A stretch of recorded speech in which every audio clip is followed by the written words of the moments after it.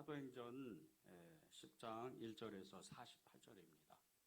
사도행전 10장 1절에서 48절. 제 성경이 신약성경 203쪽입니다.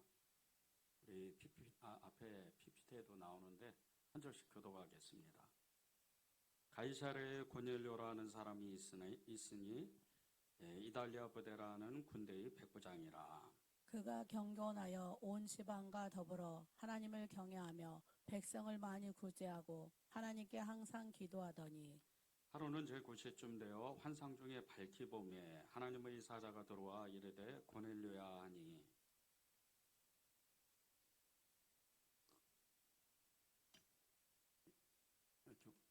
주님의 배에 상달되어 기억하신 바 되었으니 내가 지금 사람들을 요바에 보내어 베드로라는 시몬을 정하라. 그는 무두장이 시몬의 집에 유숙하니 그 집은 해변에 있다 하더라.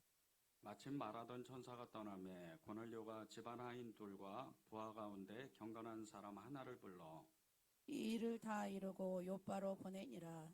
이튿날 그들이 길을 가다가 그 성에 가까이에 갔을 그때 베드로가 기도하려고 지붕에 올라가니 그 시각은 제6시더라.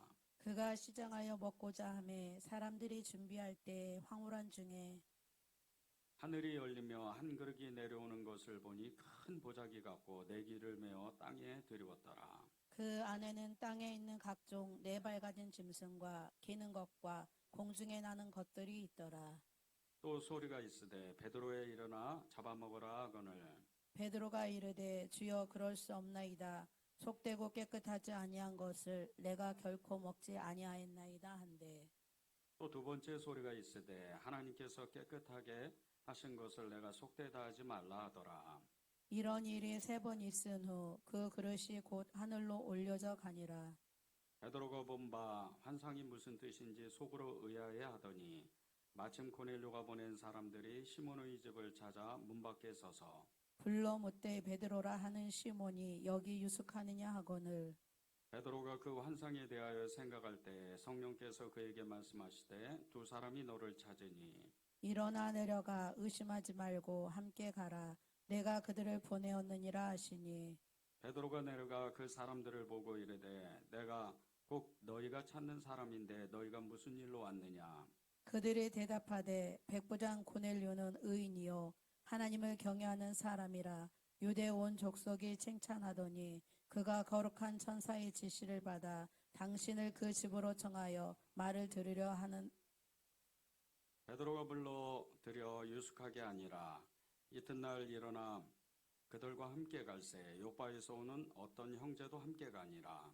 이튿날 가이사랴에 들어가니 고넬료가 그의 친척과 가까운 친구들을 모아 기다리더니 마침 베드로가 들어올 때 고넬료가 맞아 발 앞에 엎드려 절하니 베드로가 일으켜 이르되 일어서라 나도 사람이라 하고 더불어 말하며 들어가 여러 사람이 모인 것을 보고 이르되 유대인으로서 이방인과 교제하며 가까이 하는 것이 이 법인 줄을 너희도 알거니와 하나님께서 내게 지시하사 아무도 속되다 하거나 깨끗하지 않다 하지 말라 하시기로 부름을 사양하지 아니하고 왔노라. 묻노니 무슨 일로 나를 불렀느냐.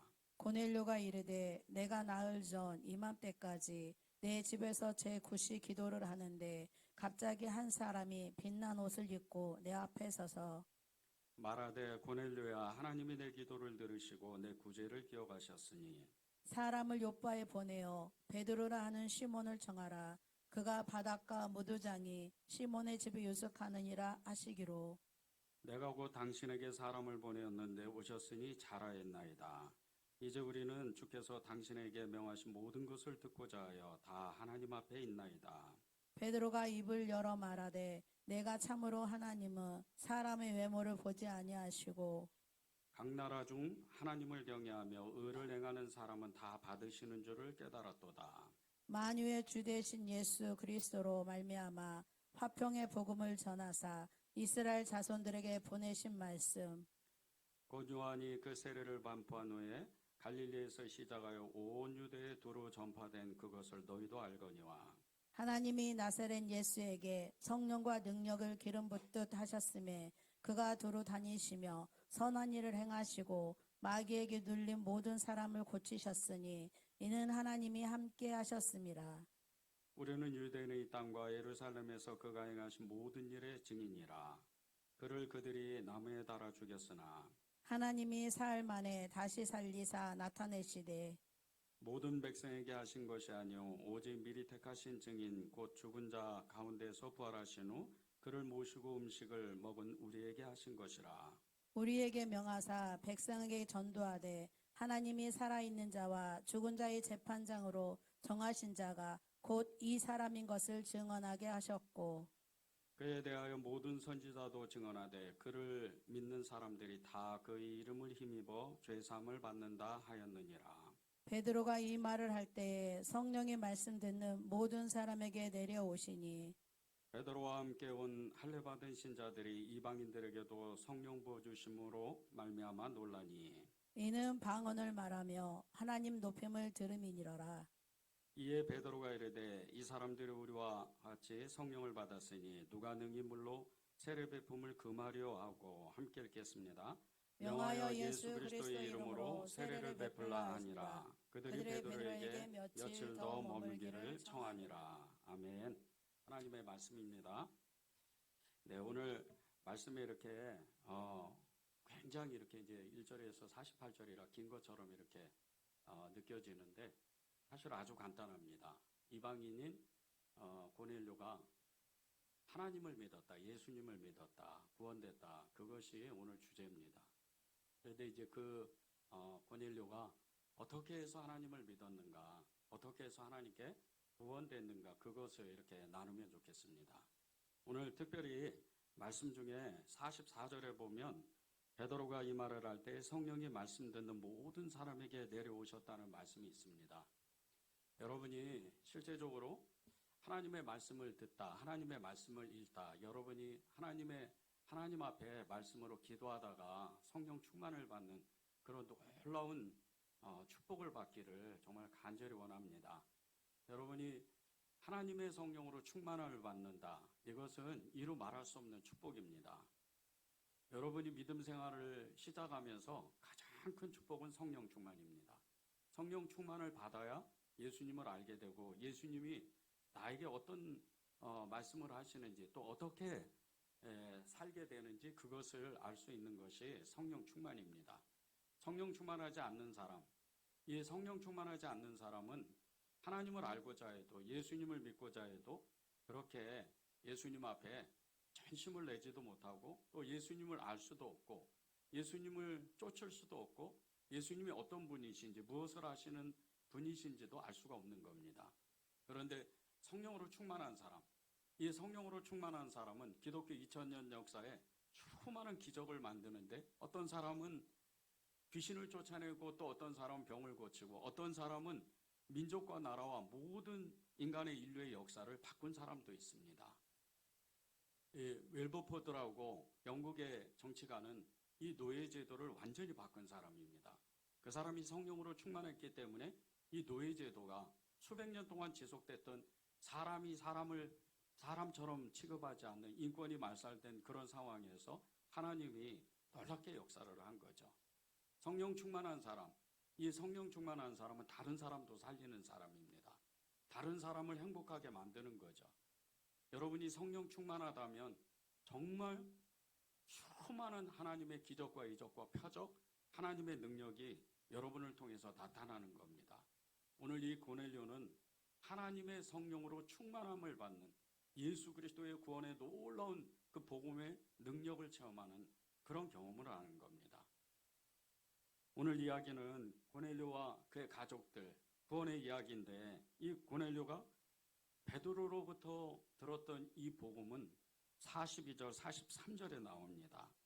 우리에게 명하사 백성에게 전도하되 하나님이 살아있는 자와 죽은 자의 재판장으로 정하신 자가 곧 이 사람인 것을 증언하게 하셨고 그에 대하여 모든 선지자도 증언하되 그를 믿는 사람들이 다 그의 이름을 힘입어 죄사함을 받았다 하였느니라. 살아있는 자와 죽은 자의 재판장이 예수님이십니다. 살아있는 자와 죽은 자의 재판장.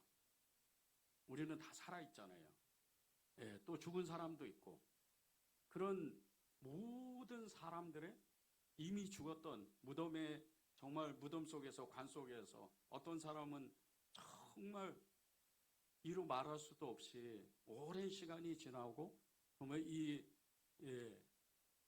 알 수도 없는, 그 사람의 어떤 정체를 알 수도 없는 그런 오랜 시간이 지난 사람인데도 불구하고, 그렇게 죽었던 사람인데도 불구하고 하나님은 그 사람을 찾아서 심판하신다는 거예요. 살아있는 우리는 이루 말할 것도 없죠. 여러분의 마음을 다 살피시고, 여러분 한 사람 한 사람이 어떤 생각을 하는지, 하나님을 어떻게 믿는지, 또 예수 그리스도를 어떻게 따르는지, 그것을 하나님은 이미 다 아신다는 거예요. 그분이 예수님이라는 거예요. 살아있는 자의 하나님, 그리고 죽은 자의 그 하나님도 되시는 이 예수 그리스도, 그분이 모든 인간의 모든 것을 심판하시고 다스리시고 통치하시고 역사하시는 분이라는 겁니다. 그래서 골로새서에 보면 만유를 창조하시고 만유를 다스리시고 만유 가운데 계시고 만유 위에 계시는 예수 그리스도라고 그렇게 표현을 하는 겁니다. 그분이 여러분을 다스리시는 겁니다. 그분이 여러분의 그 마음을 지금 두드리고 계시는 거예요. 그분은 살아있는 사람과 죽은 자의 하나님이신데, 재판장이신데, 이분이 하는 일은 다른 것이 아닙니다. 우리에게 천국의 소망을 주고 십자가의 능력을 우리에게 주시고 성령의 그 기름 붓듯 물 붓듯이 부어주시는 성령의 능력을 주시는 분이라는 거예요.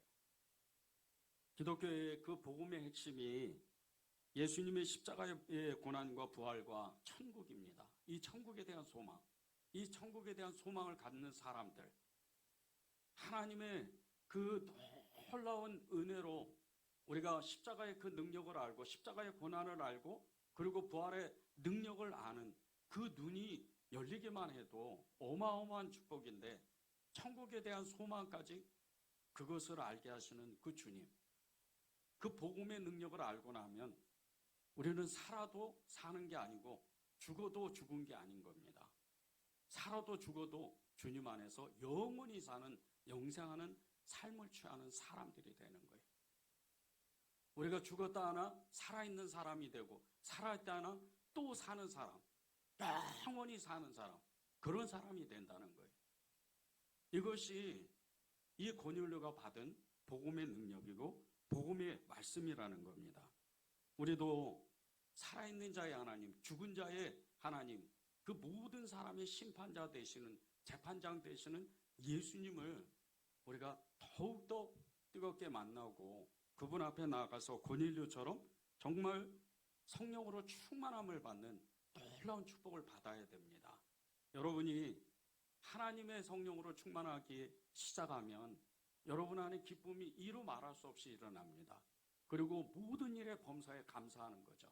데살로니가 5장 16절에서 18절에 보면요, 항상 기뻐하라, 쉬지 말고 기도하라, 범사에 감사하라, 이것이 그리스도 예수 안에서 너희를 향하신 하나님의 뜻이라 그래요. 하나님의, 우리를 향한 하나님의 뜻, 하나님의 그 계획, 하나님의 역사는 항상 기뻐하는 거예요. 어떻게 항상 기뻐하겠어요? 어떻게 항상 감사하겠어요? 그럴 수만 있다면 이루 말할 수 없는 축복이잖아요. 우리가 세상을 살다 보면 때때로 너무 힘들 때가 있잖아요. 어떨 때는 정말 내 힘으로는 감당하지 못하는 어떤 어마어마한 문제 때문에, 자녀의 문제, 돈의 문제, 관계의 문제, 세상 가운데서 어려움을 겪는 여러 가지 그런 질고들, 문제들 때문에 너무나 힘들잖아요. 그런데 어떻게 기뻐하겠어요? 근데 하나님은 우리를 향해서 기뻐하도록 만들었다는 거예요. 그리고 감사하도록 만들었다는 거예요. 그것을 위해서 쉬지 말고 기도하는 그 능력을 주셨다는 거예요. 성령으로 충만하기만 하면 그 능력이 우리에게 부어진다는 거죠.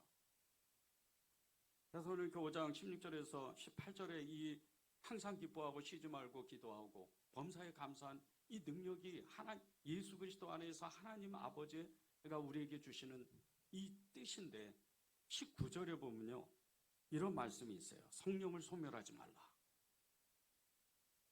여러분 안에는 이미 성령님께서 임재하셨다는 거예요. 그분이 우리 안에 성령으로 임재하셨다면, 예수님이 우리 안에 계신다면 우리는 기뻐하고 감사하고 쉬지 말고 기도하는 그런 역사를 늘 나타낸다는 거예요. 이 고넬료가 받은 축복이 그겁니다. 살아있는 자의 하나님, 죽은 자의 하나님, 그 모든 것을 다스리고 심판하시고 재판하시는 그 주님을 만났다는 거예요. 이러니 고넬료가 그 감격이 이루 말할 수가 없는 거예요. 여러분이 돈을 좀 많이 벌고 환경이 좀 좋고 나를 도와주는 사람이 주변에 많고 이래서 행복한 게 아니에요. 그 기쁨은 잠깐이에요. 여러분이 돈을 가지면 얼마나 가졌겠어요? 100억을 가졌어요? 1000억을 가졌어요?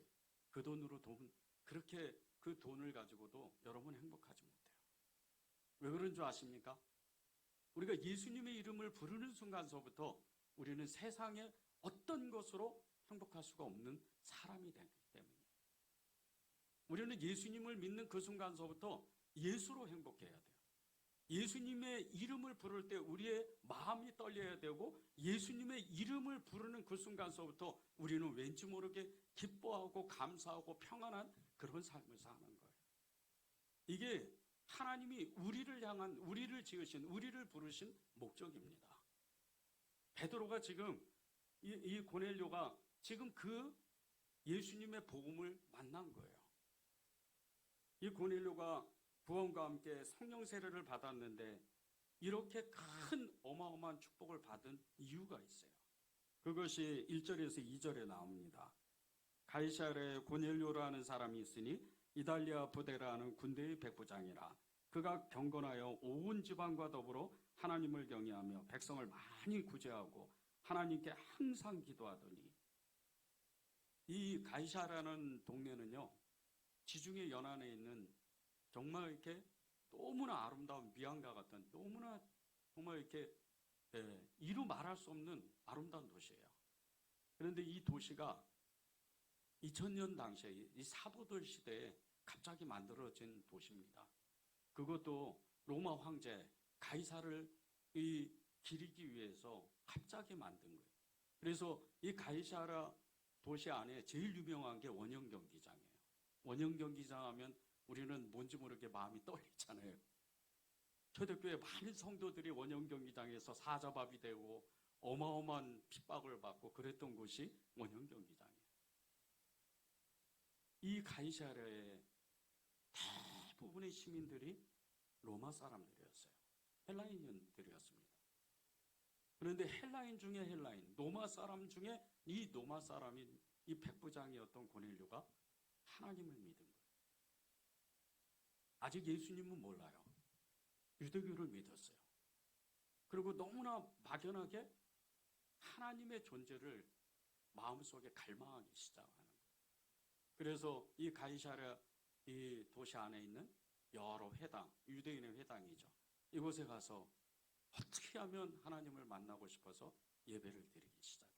말씀에 집중하고 그렇게 하나님을 알고 싶어가지고 애를 씁니다. 그런데 이 백부장인 고넬료가 하나님을 믿는다, 이것은요 목숨을 걸지 않으면 안 되는 일이었어요. 왜 그런가? 이 사도들 시대에 이 로마 황제를 숭배하는, 로마 황제가 신이었어요. 황제를 숭배하는 이런 곳에서 이 로마의 군대의 이 장교였던, 백부장이었던 고넬료가 하나님을 믿는다, 이거 걸리면요 그 자리에서 잡혀서 그 자기의 지위를 다 빼앗기고 가진 재산 다 빼앗기고 바로 그는 감옥에 갇히든지 죽든지 둘 중에 하나예요. 그렇게 그런 어려운 너무나 버거운 순간에 예수님을 믿어요. 하나님을 믿는 거예요. 그렇게 하나님을 믿은 이 고넬료가 그냥 믿는 게 아니에요. 아주 적극적으로 믿어요. 2절을 보십시오.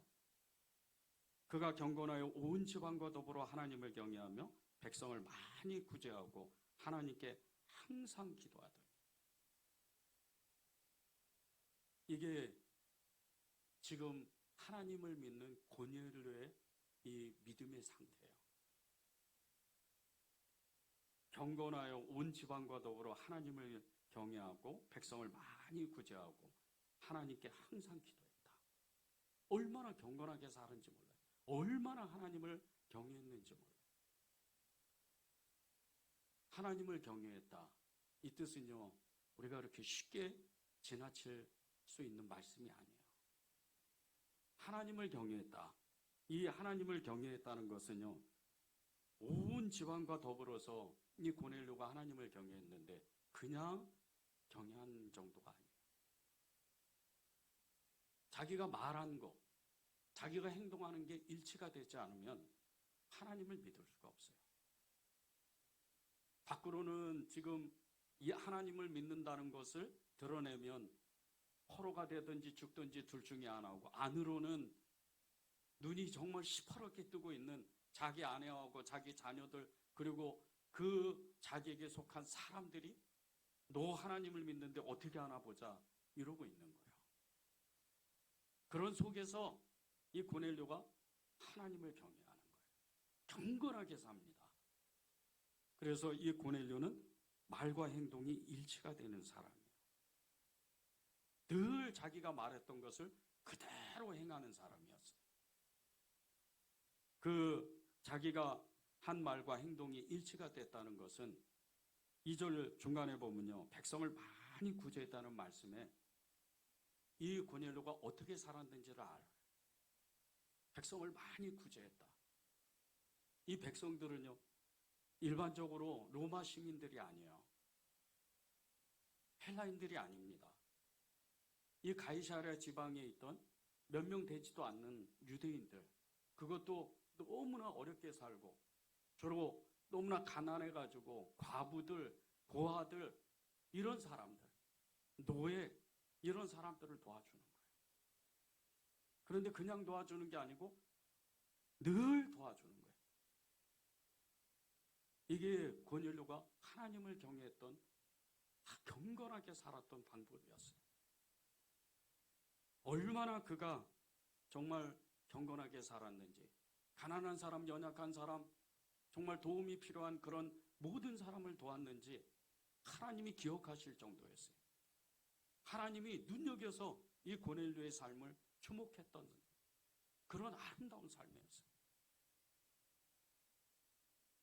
욥이 하나님을 경외하다가, 그렇게 경외하는 삶을 살다가 그가 가진 어마어마한 재산을 가지고 많은 사람을 도와줘요. 그러면 욥이 뭔가 축복을 받아야 되잖아요. 축복을 받아서 더 부자가 되든지 더 믿음이 좋아지든지 뭐 이렇게 돼야 되잖아요. 그런데 어느 날 가진 재산 다 그냥 완전히 그냥 사라져버립니다. 삭대 같은 10명의 자녀들. 자녀가 죽으면 부모는 가슴에 묻는다 그러더라고요. 그 10명의 자녀들마저 다 죽어요. 그런데도 욥은 하나님을 원망하네요. 하나님을 경외하니까, 하나님을 사랑하니까. 그런데 반대로요, 이 부자 청년, 어마어마한 재산이 있었어요. 이 부자 청년은 정말 예수님이 얼마나 사랑하시는지 몰라요. 그가 돈이 많아서 예수님이 사랑한 게 아니에요. 이 부자 청년은 돈도 많은데 이 모세의 모든 율법을 그걸 지키고 살아냈던 사람이에요. 그럴 수가 없어요. 때로는 실수를 하고 밖에 나갔다 오면 손 씻어야 되는데 깜빡 잊을 수도 있고, 지나가다가 정말 이렇게 부지 중에 그냥 부정한 것을 만져서 길에 쓰러져나 이 시체들을 만질 수도 있고 뭐 이럴 수도 있는데 아주 철저히 지켜요. 이 부자 청년이 율법을 지키는 그 수준은요, 이루 말할 수가 없어요. 예수님이 이 부자 청년의 이 행동을 보고 너무나 기뻤어요. 그럴 정도로 이 부자 청년은 율법을 정확하게 지킨 사람, 하나님의 말씀대로 살았던 사람이에요. 너무 사랑해서 예수님이 이 부자 청년에게 이렇게 이야기를 하는 거예요. 네가 가진 그 재산을 가난한 사람에게 나눠주고 너는 나를 따라와라. 너무 사랑했기 때문에. 딱 그 소리를 듣자마자 이 부자 청년이 이 가지고 있던 모든 경건한 그 믿음, 하나님을 경외했던 그 믿음이 순간적으로 사라져버려요. 그리고 근심하고 그는 떠납니다. 그 일 때문에 이 부자 청년은 영생을 놓치는 거예요. 욥이 하나님을 경외해서 자기가 가진 재산으로 가난한 사람, 연약한 사람, 그 도움이 필요한 사람들에게 끊임없이 나눠주고 베푸는 삶을 살다가 축복받지 못하고 오히려 저주와 같은 이런 삶을 살아도 하나님을 원망하지 않고 그렇게 살았던 이유, 그것은요, 이 욥은 진정으로 하나님을 사랑했기 때문에. 하나님을 사랑해야 경건하게 살 수가 있고, 하나님을 사랑해야 하나님을 정말 쫓아갈 수 있는, 하나님을 끝까지 따라갈 수 있는 그런 삶이 되는 거예요. 이런 사람은 자기가 말하는 것과 행하는, 행동하는 모든 것들이 일치가 돼요. 다 하나가 되어버리는 거예요. 최근에 세계적인 아웃도어 용품인 그 기업이요, 파타고니아라는 이 기업이 있는데, 이 기업의 창업주가 이본 슈나드라는 사람이에요. 근데 이 파타고니아 기업에서 이 비영리 단체에 그 회사 지분 4조 1,800억 원이나 기부를 했어요. 이게 이럴 수가 없습니다. 믿음을 갖지 않고는 이렇게 할 수가 없어요. 근데 이 이유가 있다는 거예요. 이 이본 슈나드, 이 파타고니아 창업주의 이본 슈나드가 늘 평소에 주변의 사람들에게 했던 말이 있었어요. 이런 말입니다. 선한 일을 할 수 있는 기회와 능력이 있는데도 하지 않는다면 악한 것과 다름없습니다. 늘 이렇게 말했다는 거예요. 그래서 자기는 이 돈을 벌면 가난한 사람, 연약한 사람에게 다시 사회에 환원을 하겠다. 이렇게 선언을 한 거예요. 자기가 말한 대로 자기가 행동하는 그 모든 게 일치가 되는 거죠. 이런 사람이 세상을 밝히는 거예요. 이런 사람이 세상에 존경을 받는 거예요. 우리가 하나님을 믿을 때 우리가 하는 말과 우리가 하는 행동, 이것이 일치가 되지 않으면 우리는 어쩌면요, 예수님을 믿는다고 말해놓고 믿지 않는 그런 사람이 되어버려요. 늘 하는 말이 있잖아요. 믿습니다. 사랑합니다. 이렇게 말해놓고 사랑하지도 않고 믿지도 않아요. 그러니까 하나님은 따로, 말씀 따로, 나의 삶은 따로 그렇게 사는 거예요. 교회 와도 기쁨이 없고 기도는 아예 그냥 시작하지도 못하고 예배를 드려도 왠지 모르게 뭔가 이렇게 하나님을 만났다는 느낌을 못 받는 거예요. 말이 틀리고 행동이 틀렸기 때문에. 내가 하는 말이, 내가 하는 행동이 일치가 되면요, 예배의 기쁨이 있어요. 살아계신 하나님을 만나요. 그분을 어떻게 만나겠어요? 이 고넬료가 만났던 살아있는 자의 하나님, 죽은 자의 하나님, 이 하나님을 어떻게 만나겠어요? 그분을 우리가 정말 우리의 눈을 열어서 그분이 우리 앞에 나타나신다면 우리는 그 자리에서 죽어요. 그분의 거룩함 때문에 우리는 눌려 죽는 거예요. 그분을 만나는 건 하나님의 말씀이에요. 성령의 감동입니다. 예배를 드릴 때 말씀을 들으면 내 마음이 계속해서 예수님께 치우쳐가게 돼요. 예수님께 집중하게 돼요. 그러다 보니까 어느새 내 마음이 뜨거워지는 거예요. 성령이 내 마음을 주장하니까, 성령이 내 마음을 충만하게 하니까 예수님을 향해서 나도 모르게 주님 사랑합니다. 주님을 믿습니다. 그렇게 고백하게 되는 거예요. 그리고 어느새 우리의 두 눈에는 눈물이 계속 흐르는 거예요. 이것이 경건한 사람들이, 하나님을 경외하는 사람들이 하나님을 만나는 그 방법입니다. 고넬료가 하나님 앞에 얼마나 경건했는지, 하나님을 얼마나 경외했는지 그는 늘 기도해요. 기도하기를 놓치질 않아요. 로마 백부장이다. 얼마나 바빠요. 이 전 시대 때는요, 이 사도 시대 때는 전쟁이 많았어요. 로마 백부장은 바쁩니다. 여기 가야죠, 저기 가야죠. 예루살렘에서는 계속 유대인들이 폭동을 일으키고 그 주변 국가에서는 계속 이 분쟁들이 일어나요. 로마에서는 황제를 위협하는 이 원로원들의 대신들의 군대 장관들의 계속 그 대적들의 소식들이 들려와요. 그러면 백부장은 자기보다 더 지위가 높은 천부장의 그 명령을 따라서 이곳 가야 되고 저곳 가야 되고 많은 일들을 해야 돼요. 낮에는 치안을 담당해야죠. 밤에는 혹시 이 도시가 안전한지 끊임없이 부하들과 돌아다녀야죠.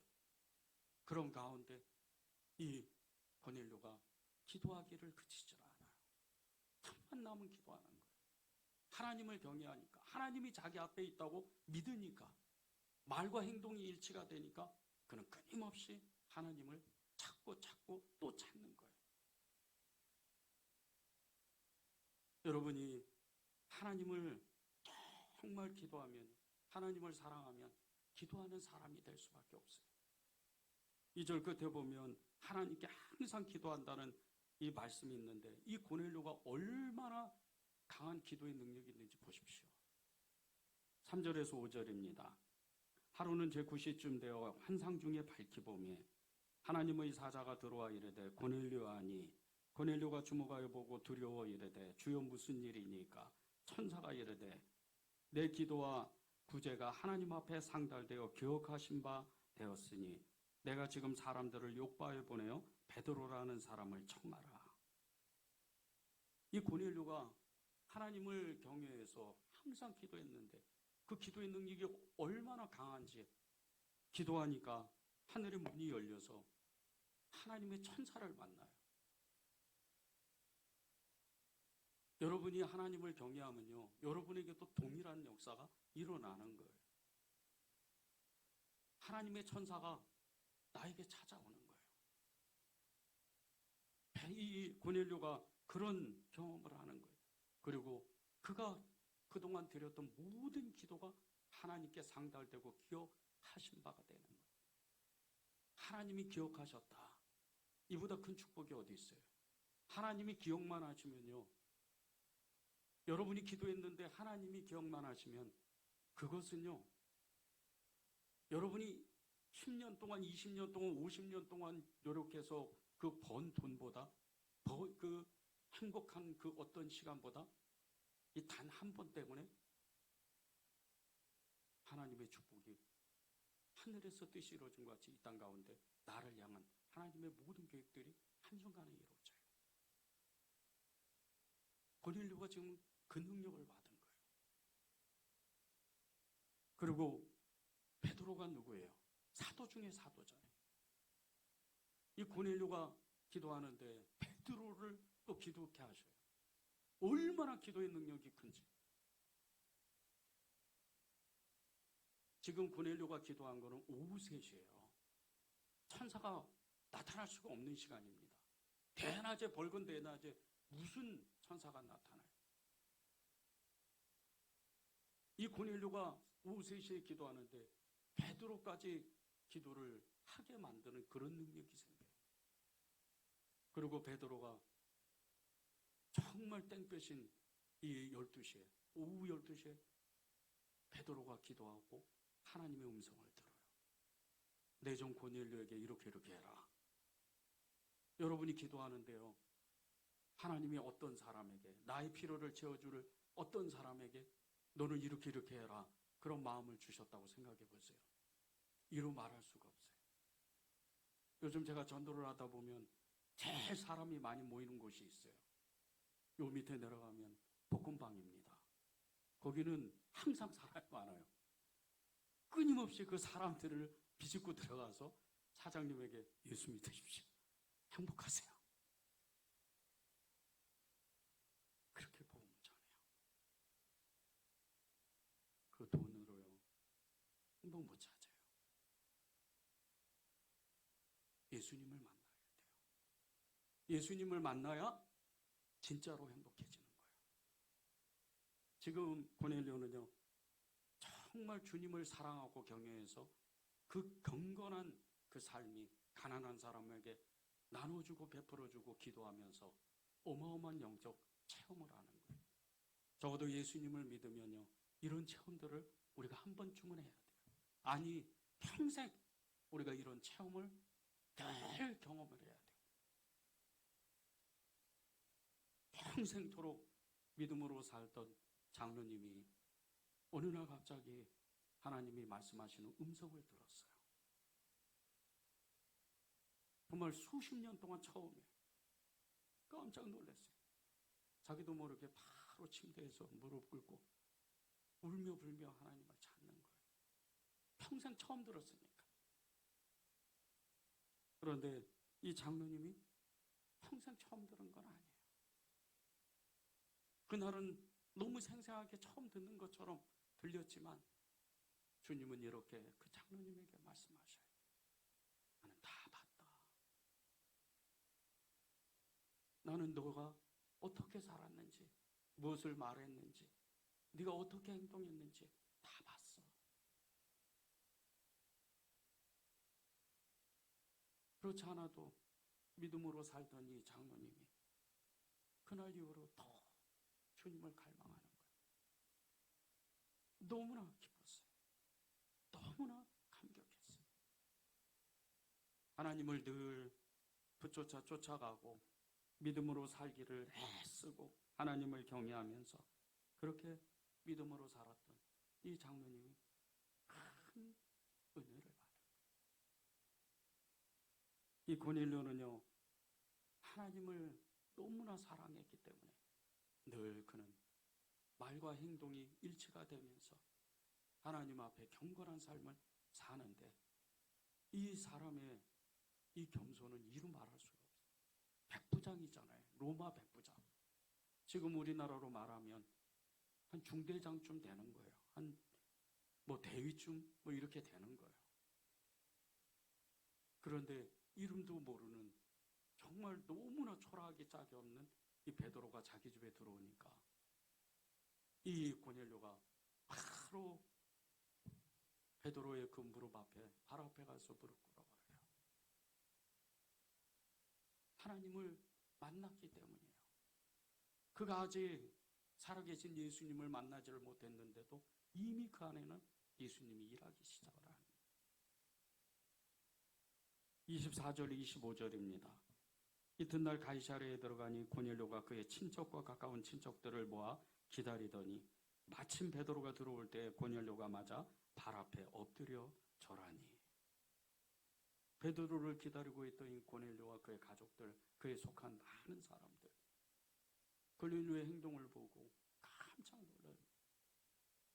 그 사람은 무릎 꿇으면 안 되거든요. 그런데 하나님을 사랑하니까, 늘 기도하니까, 늘 베풀고 나눠주는 삶을 사니까 눈이 열려요. 베드로가 누군지를 아는 거예요. 여러분이 이 눈이 열려야 돼요. 여러분이 영적인 눈이 열려서 이 사람이 하나님의 사람이구나, 이 사람이 내 도움이 필요하구나, 이 사람이 정말 이 사람을 위해서 기도해 줘야 되겠구나, 이 눈이 열려야 되는 거예요. 하나님을 경외하면요, 우리의 말과 행동이 일치가 되면 이 눈이 열리는 거예요. 사람을 알아보게 돼요. 늘 겸손한 그런 사람이 되는 거예요. 이렇게 하나님을 경외했던 이 고넬료가 받았던 축복이 세 가지입니다. 기도한 대로 이루어지고, 하나님의 말씀이 들려지고, 성령 충만의 복을 받아요. 여러분들이 기도하다가 무엇이든지 어떤 것이든지 기도하는 대로 이루어진다고 생각을 해보세요. 이로 말할 수가 없죠. 하나님의 말씀이 늘 항상 들린다고 생각해보세요. 나를 향한 하나님의 말씀. 그것이 들리면 이로 말할 수가 없잖아요. 더군다나 성령으로 충만하겠다. 성령으로 충만한 이 삶이 됩니다. 그러면 하나님은 이 사람을 어떻게 하겠어요? 실제 교회사에 보면요, 이 고넬료는 어마어마한 삶을 살아요. 그대로 모든 것을 내려놓고 전도자의 삶을 살아요.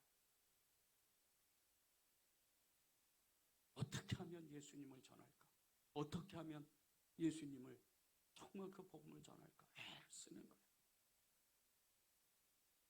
우리에게 하나님은 계속해서요 꿈을 주셔요. 그런데 그 꿈을 주시는데 하나님을 만나야 그것이 이루어지는 거예요. 미국의 찰리 패독이라는 유명한 올림픽 육상 선수가 있어요. 이 육상 선수가 오하이오주 클리블랜드에 있는 한 기술고등학교에서 강연을 하게 됐어요. 이렇게 이야기를 합니다. 학생들을 향해서. 어떤 일의 목표를 정하고 그것을 이루는데 하나님께서 도움을 주실 것이라고 믿으면 그것은 반드시 이루어집니다. 어찌 보면 너무나 평범한 그런 강의인 것 같아요. 그게 이루어질 수도 있고 안 이루어질 수도 있는데.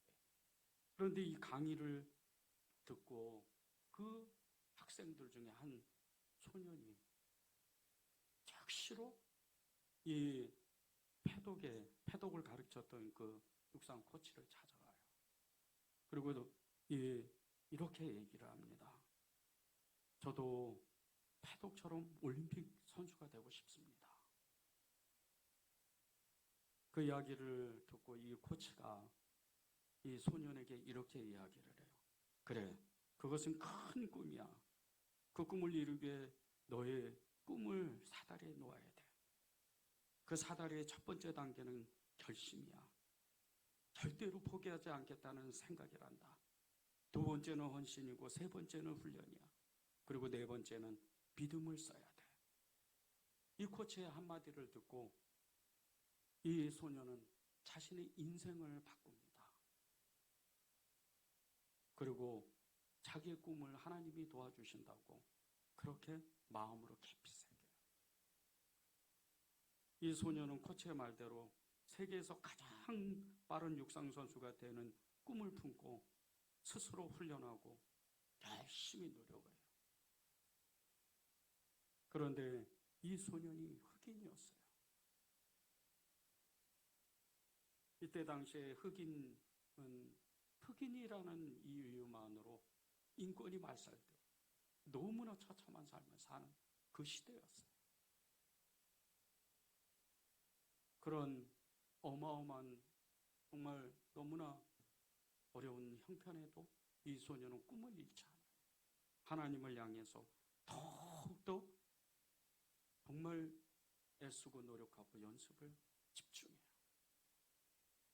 그리고 1936년 독일에서 열린 베를린 올림픽에서 4개의 금메달을 따는 놀라운 일을 만들어요. 이 사람의 이름이 올림픽 전당에 명예의 전당에 오른 제시 오웬이라는 사람입니다. 자기가 말한 것, 자기가 꾼 꿈, 그걸 그대로 행동했던 이 조시 오웬이 자기의 꿈을 끝내 이뤄요. 여러분은 어떤 믿음을 갖고 싶으세요? 여러분은 어떤 예수님을 만나고 싶으십니까? 여러분이 만나고 여러분이 믿으려고 하는 그 예수님은요, 여러분에게 이미 꿈을 주셨어요. 내가 그분을 어떻게 내 마음에 모시느냐, 그분 앞에서 어떻게 내가 믿음으로 사느냐는 여러분의 결단에 달려있는 거예요. 주님은 오늘도 여러분 한 사람 한 사람에게 기도한 대로 이루어지는 복, 하나님의 말씀이 들리는 복, 그리고 성령 충만한 그 복을 주시고 싶어 하세요. 하나님을 경외하십시오. 이 고넬료와 같이 하나님 앞에 경건하기를 애쓰십시오. 그러면 이 고넬료가 받은 축복을 여러분도 누리고 받는 거예요. 시편 112편 1, 2절을 읽고 우리 기도하면 좋겠습니다. 할렐루야. 여호와를 경외하며 그의 계명을 크게 즐거워하는 자는 복이 있도다. 그의 후손이 땅에서 강성함이며 정직한 자들의 후손에게 복이 있으리로다. 하나님을 경외하고 하나님을 말씀을 정말 말씀대로 살기로 원하면 우리의 자손이 복을 받는다는 거예요. 우리뿐 아니고. 우리의 말씀 붙잡고 전심으로 고넬료와 같은 축복이 우리에게 임하도록 기도하겠습니다.